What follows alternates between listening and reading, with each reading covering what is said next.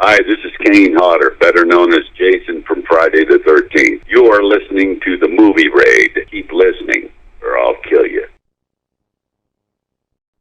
It's time for the Movie Raid, and tonight's victim is actor and stuntman Kane Hodder, known as Jason Voorhees in numerous of the Friday the 13th films, such as Friday the 13th, New Blood, Jason Goes to Hell, and other films such as Death House. Hello. Hey. How you been doing, man? You've been doing lots of cons recently all year, I bet. I bet you probably got like 20 more going, aren't you?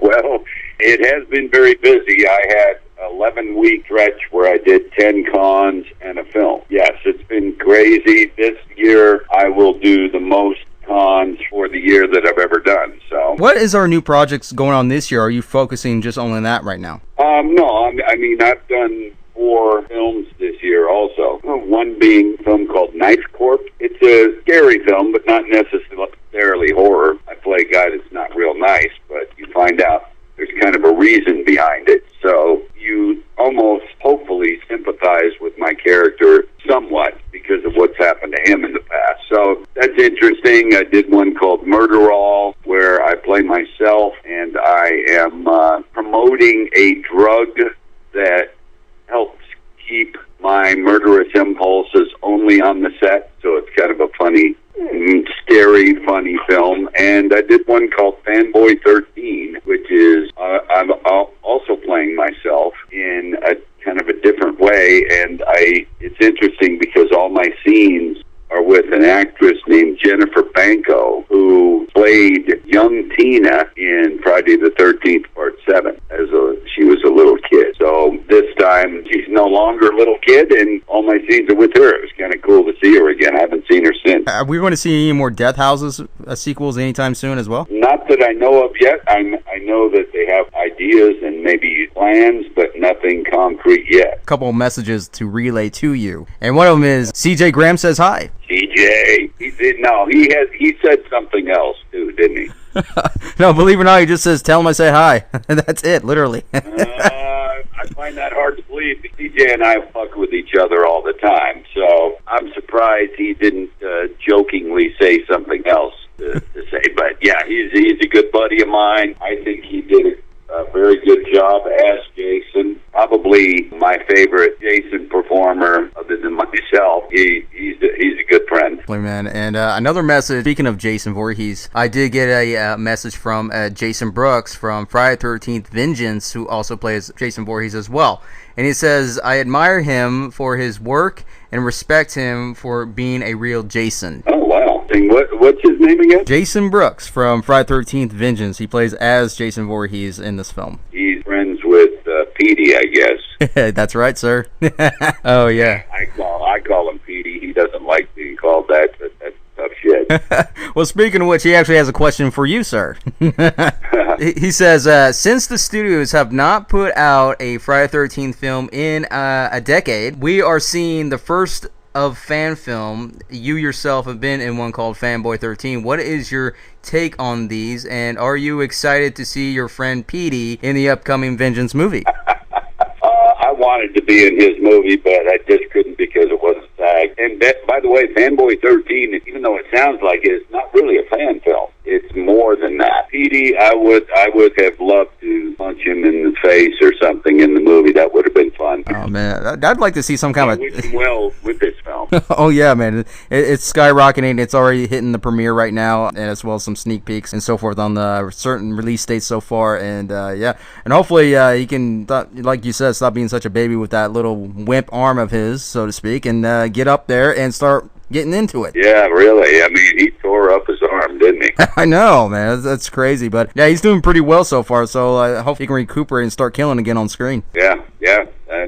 That'd be good. When it comes to mending a past and future in a horror character, do you think it's more like alternating than actually creative process of that character itself? Boy, that is a convoluted fucking question.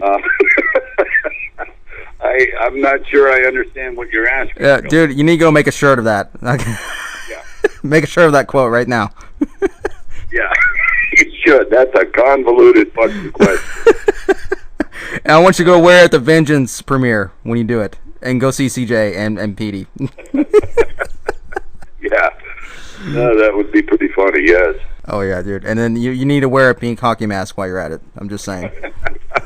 Yeah, I suppose. Oh yeah, but what I mean, like with this, like certain horror characters, especially now when it comes to these types of characters, they mend from what they learned in the past, like combining from the old elements of the character, what was really famous for, and incorporating the new elements in the character now, which does sell at times and has thrills and some scares. You know, look at Pennywise, like It, the new It, and does get a lot of feedback. But do you think it's more like just alternating rather than actually moving forward and actually progressing into something new and something more that we haven't seen? Well, I mean, I think if a character like Jason has been around for 12 films, I think you need to respect the previous performances before you ever came in, wherever you came in, and, you know, respect and kind of do homage to maybe a little trademark move they did or something. I think it's kind of interesting to play it that way. I watched all the movies again, the previous 6, before I started in part 7, see what I liked and what I didn't like that other actors did, and then kind of incorporate that. And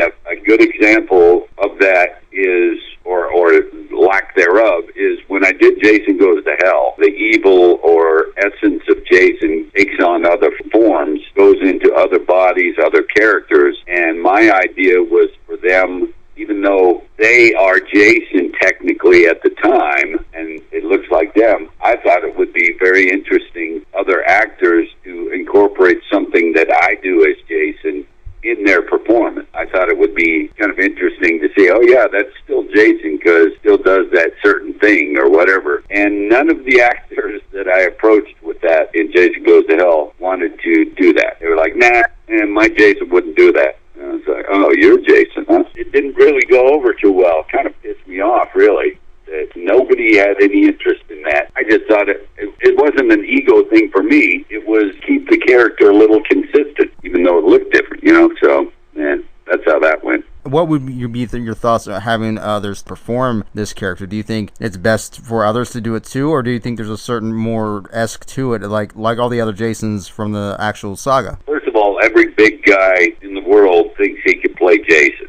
Everybody thinks easy because it's no speaking and no facial expressions, so it's easy. And 99% of the time they're wrong because it's much harder to be scary without those two tools as an actor. You can't use your face or your voice, and now you have to look scary still. And almost every time I ever watch another performance, it strikes me as they're trying too hard. They're acting, and it doesn't look convincing or natural. My biggest focus when I was playing the character to make it look natural. Scary as hell, but not like I was trying to be scary, just like it was naturally scary. And that's kind of funny that at conventions, a lot of times people that meet me for the first time will say, hey, do the Jason walk. And I'll say, well, that's kind of just how I walk. So that's why it doesn't look like I'm acting, because that's kind of how I walk. I exaggerate it a little bit, but not so that you'd notice. Like, I don't want to take the viewer out of film by saying, that guy is trying to be scary, and it's not working. You know? Oh yeah, definitely. Because I think, to me, in my opinion, is when someone's playing a character like Jason or even Michael Myers and so forth, especially like Freddy, it's got to have some personality to it. It's got to have something with that in order to sell that character, in order to not just be scary and intimidating. But with Jason's case, I've always been fascinated with his story, because his story is tragic. His story can be played with like what actually happened when he was a kid, or how does he react when he's an actual adult. Because as he grows, he's sort of human but inhuman at the same time. He can die, but then when his powers really kick in terms of being supernatural, like super strength and all this stuff, he becomes even more of a efficient killer, and he actually learns. He actually learns how to be a better killer and so forth. Right. Learn from your mistakes, just like any good worker. Oh yeah, it's like, look at the character Jason Voorhees in part 2. The scene where he hops on that stool or whatever and tries to impale the girl, when she's under the bed, and he falls on his butt because the weight was too great for him. You remember that scene? Right. Yeah, I know. I mean, that's a good point. Some of those things you don't even know if they were scripted or not, or if it just happened. Definitely, man. What are your thoughts, the fact that if you were to be in a future a licensed film, studio film, right? Let's say, hypothetically, you are in one right now, okay? Would you actually change up the behavior of Jason, or would you still stick with that momentum mentality as you did in the last previous film? It would have to depend on the story itself, you know. If the story dictated more staying like the old character that I used to play, then that's what I would do. But if it seemed like I should incorporate some new stuff, then that's what I would do. It would certainly depend on the storyline. You already know that I wasn't ready to quit playing Jason when I was replaced. I'd still welcome it one last time. 13th movie? Come on. Bring him back for the 13th. I can still kill motherfuckers. Yeah, dude. It's like, don't stop at 12. Why stop at 12? That's torture right there. You're torturing Jason right there off the bat. But like, I'm gonna come out and say this right here, right now. Honestly, I think you should have been Jason Voorhees in Freddy vs. Jason. I'm gonna say right there. Well, I appreciate that. And what was so frustrating about it, you probably heard me talk about this before, is that I was told I was doing the movie before they hired the director. The producers had a lunch meeting with me, gave me the script, and said, we're finally doing this movie. And I was excited. So that is why I was more upset that I was replaced, because I was told I was doing it. Now, if I had never been told that, it wouldn't have been, still be disappointing, of course, but it wouldn't have been as frustrating and wouldn't have pissed me off so much. Because that's the way Hollywood is. Whenever you think you're set, you're not. You can be replaced at any moment. So that wouldn't have really shocked me. It would have disappointed me, but wouldn't have shocked me the way it did, considering I was told I was doing it. Then the director was hired, and he wanted to do something. They let him dictate that. So that's why I was more upset than anything. People just think, he's pissed off because he got replaced. Well, yes, but not just that.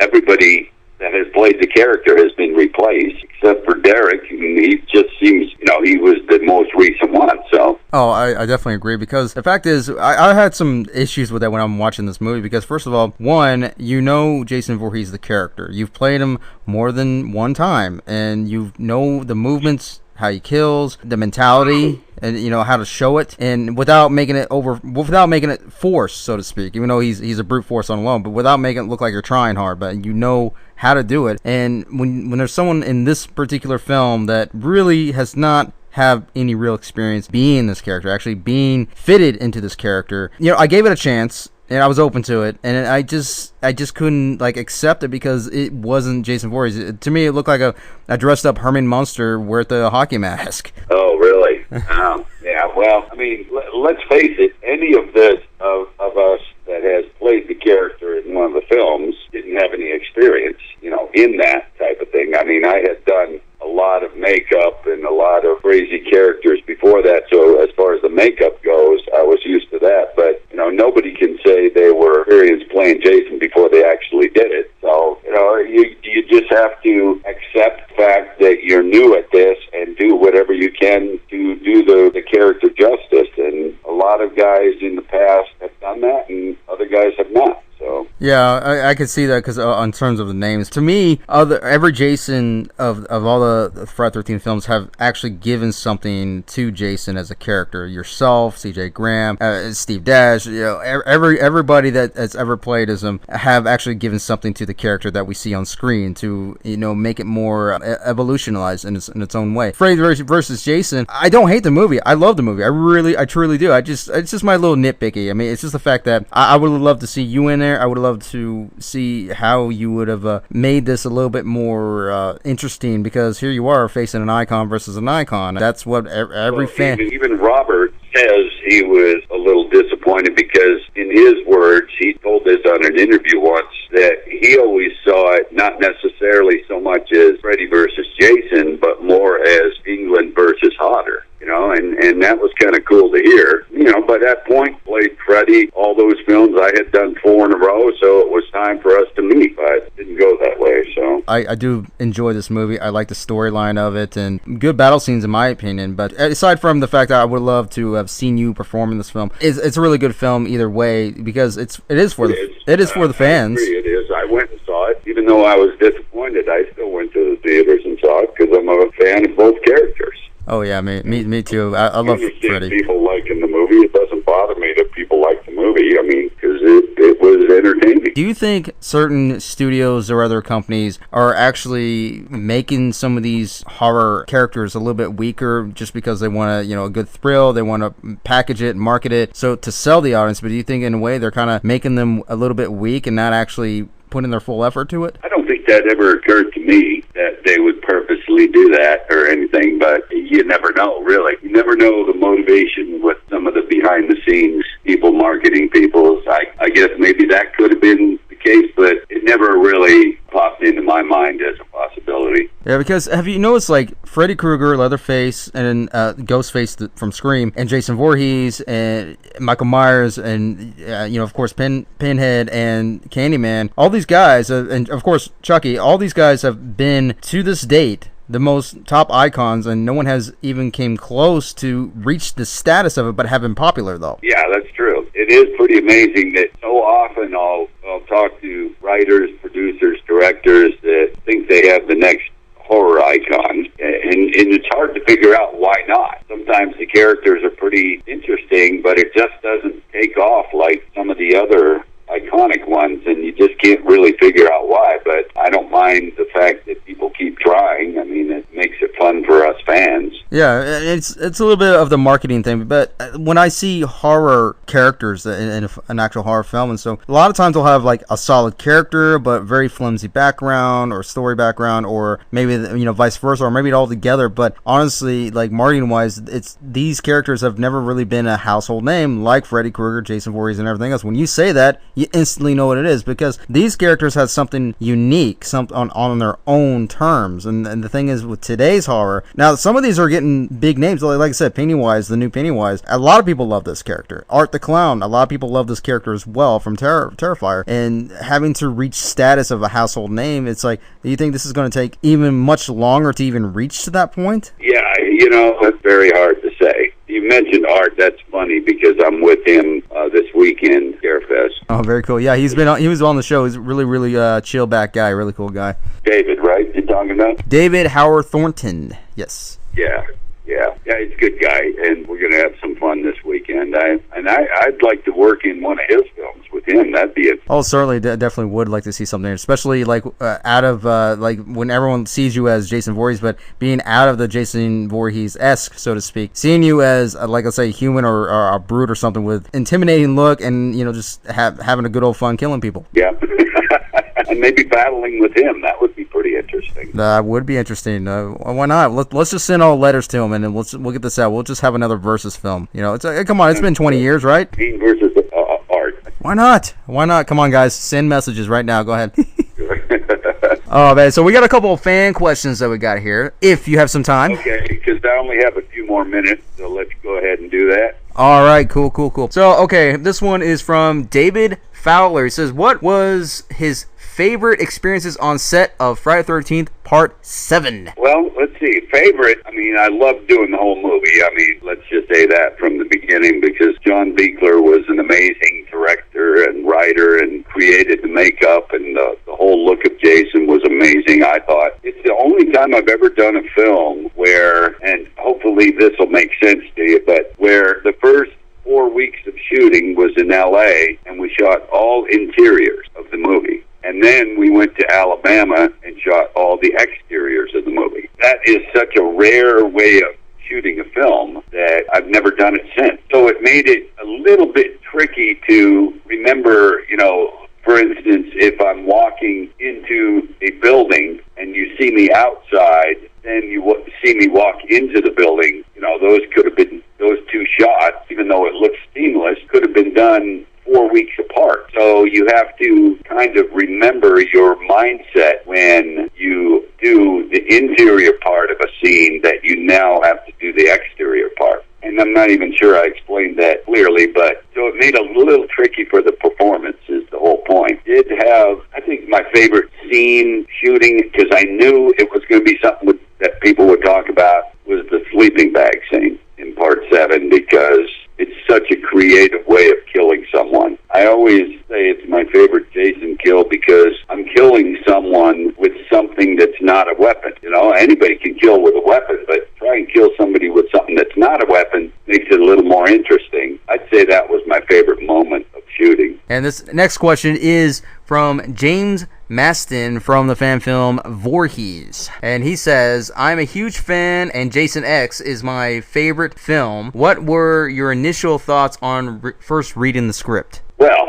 I thought, wow, this is quite different when I first read the script. And I said, it seems a little bit crazy to have Jason in space and all that stuff. And I was a little apprehensive when I first read it. And then I started thinking, well, Jason has been in a lot of different settings before, New York and, the camp and all different places. So as long as I make the performance consistent, then it really doesn't matter where Jason is. And that's how I approached it. And my apprehensive thoughts went away quickly because Jim Isaac was a very good director, and we decided, hey, it doesn't matter where he is. Let's just make him the same old Jason and doing the same old things, and in fact, doing the sleeping bag kill again. That was an idea that Jim and I had come up with together, and, people still like to watch that scene because it reminds them of the old days. Oh yeah, dude, it's like totally brutal. Especially the one scene when C.J. Graham as well, and Jason Lives when he threw one of the paintballers into a freaking tree. Oh my God, that was brutal. Oh yeah, yeah, that's one of my favorite scenes that C.J. did. Oh man, it's just totally brutal. Also, in the one that you did from Jason Takes Manhattan, the most brutal in that movie to me is when you just crammed the freaking sauna rocks into this guy's chest and stomach. Oh my God! And an interesting behind-the-scenes tidbit about that scene was that I had killed the actor in a different way in that scene, and they started editing. They didn't think the scene worked for whatever reason. So they said, we got to go back and reshoot his kill and make it more brutal. And that is the reason that he conveniently has a towel on his face, because it's a different actor. It's really hard to pinpoint an actual favorite kill, but if I were to say that, those two kills I just mentioned, plus, of course, another from Jason Lives, getting your face slammed into an RV through the bathroom wall and still going through the wall. Oh. And then punching the guy's head off on a rooftop and freezing a girl's face and smashing it on the counter. Yeah, that's not like an ex's dream to do that to their girlfriend or anything in that matter at all.